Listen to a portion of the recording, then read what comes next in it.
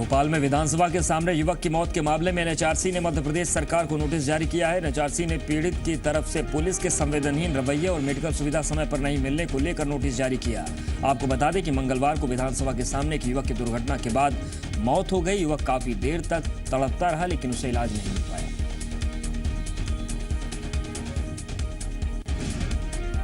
भोपाल विधानसभा के सामने दुर्घटना में हुई युवक की मौत के मामले में रिपोर्ट मंगवाई गई है। गृह मंत्री बाबूलाल गौर का कहना है कि 108 एम्बुलेंस के वक्त पर नहीं पहुंचने के मामले में रिपोर्ट मांगी गई है। इससे पहले बुधवार को बाबूलाल गौर ने 108 एम्बुलेंस का बचाव करते हुए उसे समय पर सूचना नहीं मिलने की बात कही थी। गृह मंत्री बाबूलाल गौर ने भी छात्रों की खुदकुशी के मामले में चिंता जाहिर की है। उनका कहना है कि अक्सर छात्र परेशान होकर खुदकुशी कर लेते हैं। उन्होंने परेशानी से निपटने के लिए छात्रों को योग करने की सलाह दी है। परीक्षाओं की वजह से छात्रों की खुदकुशी के मामले में एमपी के स्कूल शिक्षा राज्य मंत्री दीपक जोशी का कहना है कि भविष्य में ऐसी घटनाओं पर लगाम लगाने के लिए एक पैनल बनाया जाएगा। साथ ही स्कूलों को नोटिस भेजा जाएगा।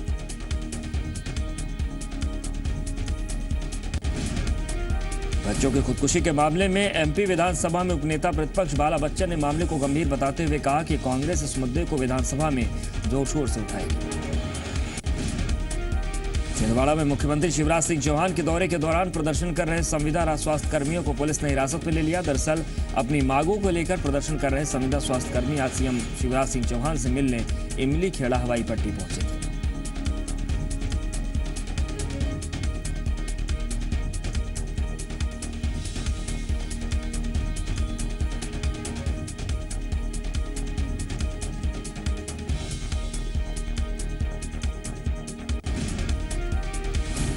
यहां पर प्रशासन ने प्रदर्शनकारियों को रोका और प्रतिनिधि के तौर पर 2 लोगों को सीएम से मिलने के लिए भेज दिया और कुछ देर बाद ही सभी लोगों को बाहर कर दिया गया, जिससे नाराज संविदा स्वास्थ्य कर्मियों ने नारेबाजी शुरू कर दी। व्यवस्था बिगड़ती देखकर पुलिस ने सभी लोगों को हिरासत में लेकर जेल भेज दिया और सभी लोगों के खिलाफ मामला दर्ज किया गया।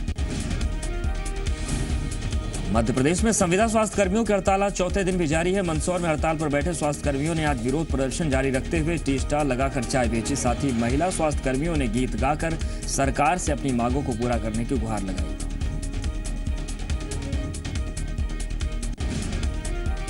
दरअसल स्वास्थ्य कर्मी स्थायी किए जाने की समेत मांगों को लेकर 9 सूत्री इनकी मांगे हैं। स्वास्थ्य कर्मियों की हड़ताल से जिला चिकित्सालय में स्वास्थ्य सेवाएं प्रभावित हो रही हैं।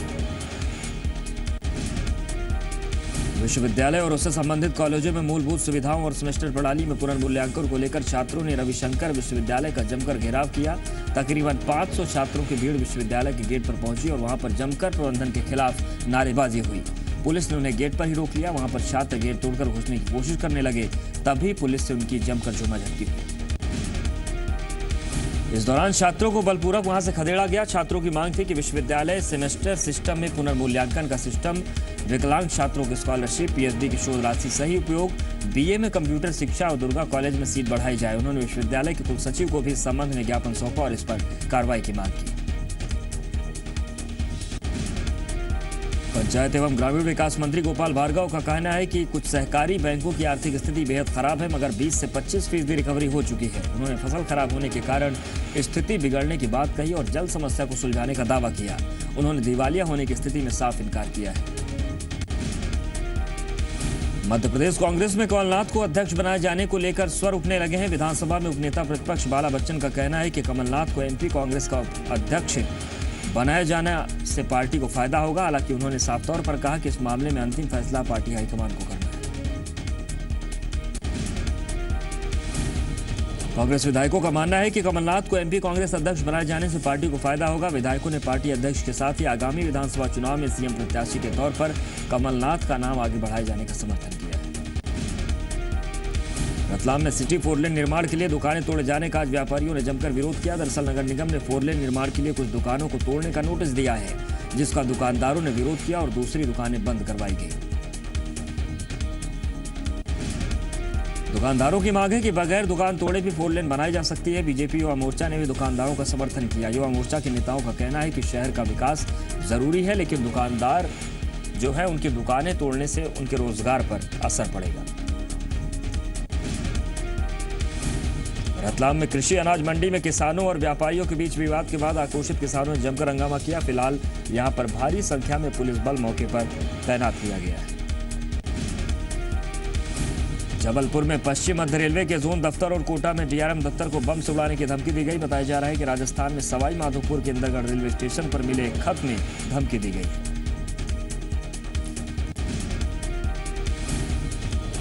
पत्र में पश्चिम मध्य रेलवे जोन के महाप्रबंधक रमेश चंद्र को कोटा डिवीजन के दौरे पर नहीं आने को कहा गया। साथ ही बात नहीं मानने पर पश्चिम मध्य रेलवे के जोन दफ्तर और कोटा में डीआरएम के दफ्तर को बम से उड़ाने की धमकी दी गई है।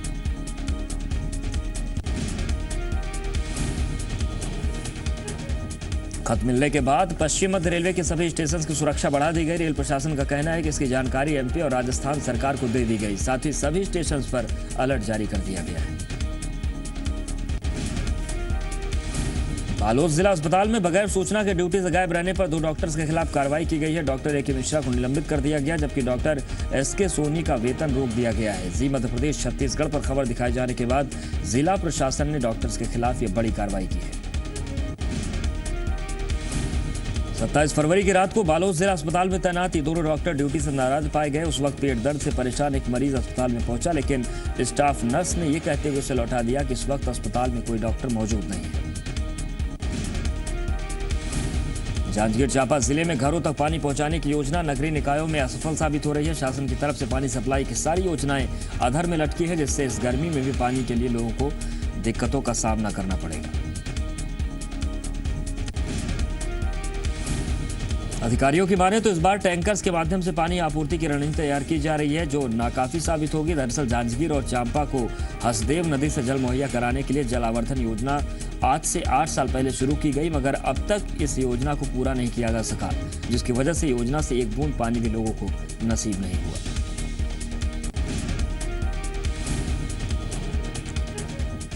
नारायणपुर में पुलिस और नक्सलियों के बीच हुई मुठभेड़ में एक महिला नक्सली मारी गई। सुरक्षा बलों ने एक 303 राइफल बरामद की है। बताया जा रहा है कि कुतुब से लौटते समय कस्तूर मेटा गांव में ये मुठभेड़ हुई। राजनांदगांव में कोर्ट ने महिला नक्सली फलिता को 3 साल की कैद की सजा सुनाई है। बताया जा रहा है कि उत्तर बस्तर के एनहर गांव की रहने वाली फलिता पर मानपुर इलाके में कई वारदातों में शामिल रहने का आरोप है। उज्जैन के माहितपुर इलाके से पुलिस ने भारी मात्रा में विस्फोटक जब्त किया है। सर्चिंग के दौरान एक ट्रैक्टर से 50 detonator, 50 gelatin rod, magnet box और इलेक्ट्रिक वायर बरामद किया गया। सिंगस्त की तैयारी के मद्देनजर विस्फोटकों की इतनी बड़ी खेप पकड़ा जाना चिंता की बात है। पुलिस ने इस मामले में 2 आरोपियों नारायण लाल और मोहन लाल को मौके से गिरफ्तार किया है, जिससे पूछताछ में पुलिस जुटी है। माहितपुर के सोगानी कॉलोनी में अफसर टॉकीज के पास पुलिस ने ट्रैक्टर पर रखा विस्फोटकों से यह बड़ा खेप बरामद किया। जिस ट्रैक्टर से विस्फोटक जब्त किए गए उसका नंबर है MKF 8016। झाबुआ के कुंदनपुर चौकी क्षेत्र में लंबेला ग्राम से तेंदुए ने ग्रामीणों पर हमला कर दिया। इसमें एक महिला समेत 2 लोग जख्मी हो गए। फिलहाल घायल महिला को राणापुर सामुदायिक स्वास्थ्य केंद्र में भर्ती करवाया गया है। छिंदवाड़ा में प्रशासन ने 3 मिनरल वाटर प्लांट सील कर दिए। प्रशासन को काफी समय से मिनरल वाटर प्लांट से गंदे और पानी की सप्लाई की शिकायतें मिल रही थी, जिसके बाद आज प्रशासन की टीम ने प्लांटों पर छापेमारी की।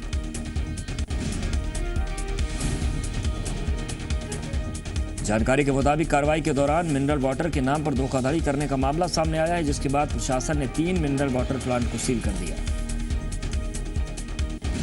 कवर्धा में जन औषधि विभाग के जन औषधि केंद्र पर सवाल उठने लगे हैं। कवर्धा के जिला अस्पताल के सहसपुर लोहारा में जन औषधि केंद्र खुले हुए 8 दिन से ज्यादा समय बीत चुका, लेकिन अभी तक यहां पर दवाइयां नहीं पहुंची।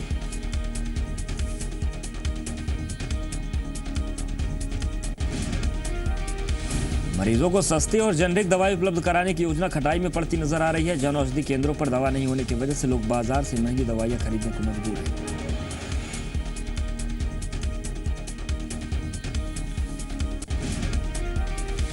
ग्वालियर में एक बीए के छात्र ने फांसी लगाकर खुदकुशी कर ली। घटना थाटी पोथाना के बैरिक क्वार्टर इलाके की है। यहां पर जीवाजी विश्वविद्यालय में पढ़ने वाले 21 साल के कपिल नाम के युवक ने घर पर फांसी लगाकर खुदकुशी कर ली। दरअसल बुधवार को छोटा भाई करण बाजार गया था। उस दौरान घर में कपिल अकेला था। बाजार से जब करण लौट कर आया तो उसने देखा कि कपिल फांसी पर लटका हुआ था। करण ने तुरंत इसकी सूचना पुलिस को दी, जिसके बाद पुलिस ने मौके पर पहुंचकर छानबीन शुरू कर दी। कपिल के माता पिता भी शहर से बाहर गए हुए थे। जानकारी मिलते ही वो भी बीती रात घर पहुंचे। शुरुआती जांच के बाद पुलिस ने बताया कि कपिल ने प्री PhD की परीक्षा दी। संभवतः पेपर बिगड़ने के चलते उसने आत्मघाती कदम उठाया। ग्वालियर में तैनात हेड कांस्टेबल का बेटा रहस्यमयी तरीके से लापता हो गया है। हेड कांस्टेबल ने बेटे के अपहरण की आशंका जताई है। पुलिस ने मामला दर्ज कर तलाश शुरू कर दी। बताया जा रहा है कि युवक हेड कांस्टेबल के बेटे संजय को बुलाकर ले गया था। इसके बाद से संजय लापता है। विदिशा में पीड़ित महिला के एफआईआर नहीं लिखने पर एएसआई हेड कांस्टेबल और कांस्टेबल के खिलाफ एफआईआर दर्ज की गई। इस मामले में कोर्ट ने एफआईआर दर्ज करने के निर्देश दिए हैं। झाबुआ में पुलिस कस्टडी से भागने की कोशिश में आरोपी जख्मी हो गया। बताया जा रहा है कि महिला को प्रताड़ित करने का आरोप उदय सिंह पर था। कस्टडी से भागने की कोशिश के दौरान वो छत से कूद गया, जिससे गंभीर रूप से घायल हो गया।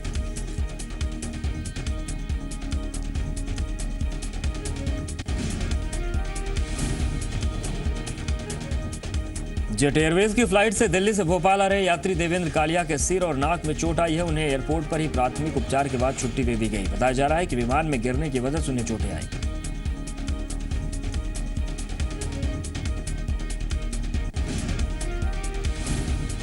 इंदौर एयरपोर्ट पर बड़ा हादसा टल गया। बताया जा रहा है कि मौसम खराब होने से मुंबई से इंदौर की फ्लाइट लड़खड़ा गई। अचानक फ्लाइट काफी तेजी से नीचे आ गई। पायलट ने सूझबूझ से प्लेन को लैंड किया। फ्लाइट संख्या 6E658 के सभी यात्री सुरक्षित हैं।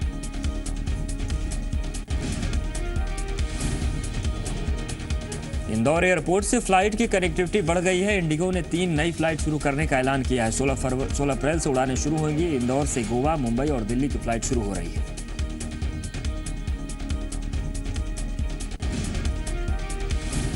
पहली उड़ान इंदौर से गोवा की शुरू होगी, जो सुबह 10:50 पर उड़ान भरेगी। दूसरी फ्लाइट इंदौर से मुंबई की है, जो दोपहर 2:30 बजे उड़ान भरेगी।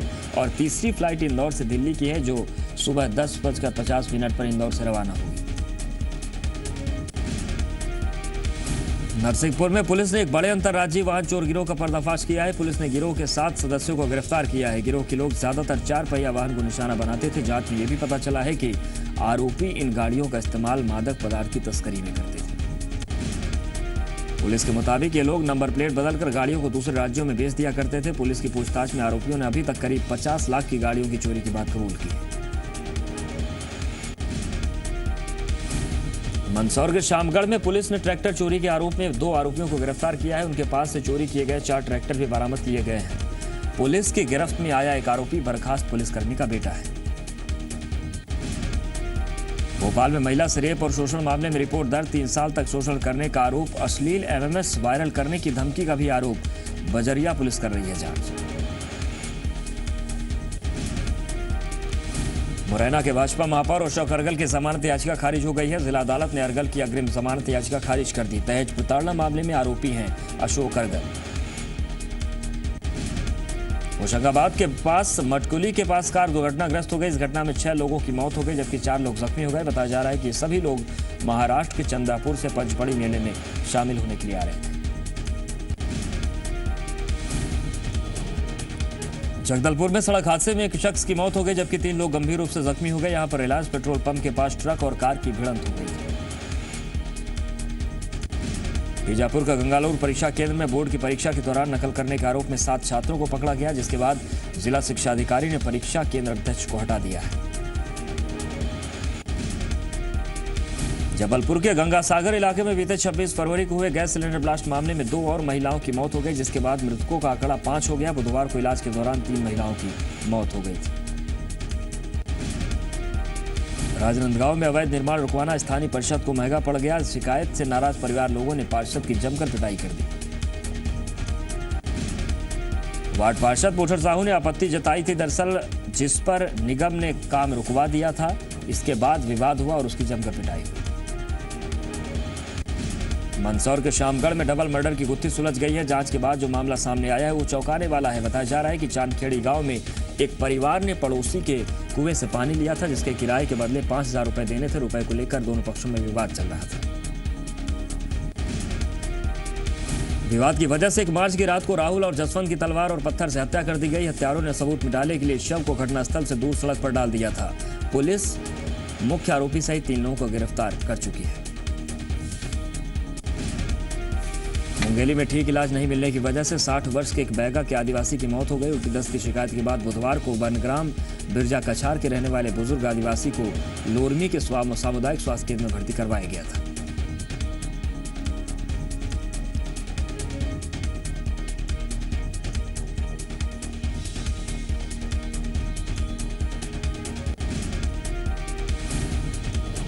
ठीक से इलाज नहीं होने और डॉक्टर्स के रवैये से निराश होकर परिवार वालों ने आज सुबह ही बीमार व्यक्ति को अस्पताल से डिस्चार्ज करवा लिया और फिर बाइक से घर ले जाने लगे। तभी रास्ते में लाखासार रोड पर मरीज ने दम तोड़ दिया।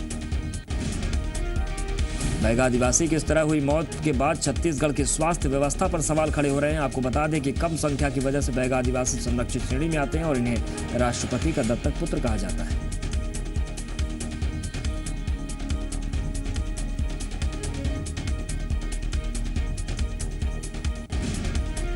जशपुर में फाइनेंस कंपनी पर लोन के नाम पर अवैध वसूली से आरोप लगे हुए। बताया जा रहा है कि कुटकुड़ी थाना क्षेत्र के हराडाड़ गांव में रहने वाली देवमती नाम की महिला ने अन्नपूर्णा माइक्रो फाइनेंस कंपनी के खिलाफ शिकायत दर्ज करवाई है। महिला ने लोन पर 26% ब्याज वसूलने का आरोप लगाया है। महिला की शिकायत पर पुलिस ने कंपनी के मैनेजर दिनेश साहू को हिरासत में ले लिया। दिनेश साहू का कहना है कि उनकी कंपनी लोन के रूप में लोगों को पैसे देती है, ये कोई चिटफंड कंपनी नहीं है।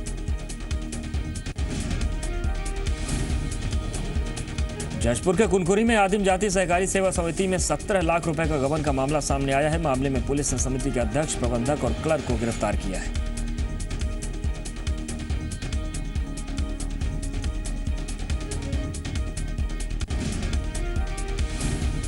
भोपाल में स्वास्थ्य विभाग के अधिकारियों के दखल के बाद 108 एम्बुलेंस के कर्मचारी काम पर लौट आए हैं। दरअसल वेतन में बढ़ोतरी और नौकरी से निकाले गए कर्मचारियों को वापस लिए जाने समेत 6 सूत्रीय मांगों को लेकर 108 एम्बुलेंस के कर्मचारी हड़ताल पर चले गए थे।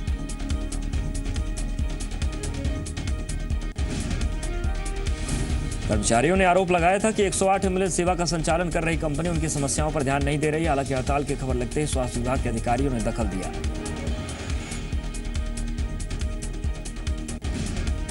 जबलपुर के आरटीओ दफ्तर कंपाउंड में 2 महिलाओं ने जमकर हंगामा और मारपीट की। 2 युवकों के साथ धारदार हथियारों से लैस पहुंची महिलाएं पहले पान और चाय की दुकान पर जमकर तोड़फोड़ की और इसके बाद दुकानदारों को जमकर पीटा।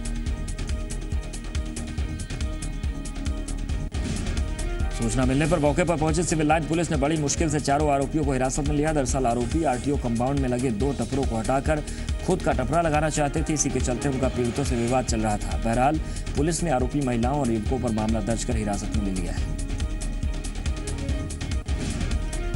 खरगोन के सरकारी जिला अस्पताल में डॉक्टर इंदिरा गुप्ता पर ऑपरेशन के लिए 8,000 रुपए रिश्वत मांगने का आरोप लगा है। आरोप है कि महिला डॉक्टर ने पैसे नहीं मिलने पर पीड़ित महिला को ऑपरेशन थिएटर की पलंग से हटा दिया था। मंदसौर में आज बेमौसम बारिश ने किसानों की चिंता बढ़ा दी है। मंदसौर की उपज मंडी में खुले में रखी हजारों टन फसल भीग गई। बैतूल में दिव्यांग जोड़ों के सामूहिक विवाह समारोह में मुख्यमंत्री शिवराज सिंह चौहान शामिल हुए। इस दौरान मुख्यमंत्री ने न सिर्फ दुल्हनों का कन्यादान किया बल्कि कन्याओं को डोली में बिठाकर विदा भी किया।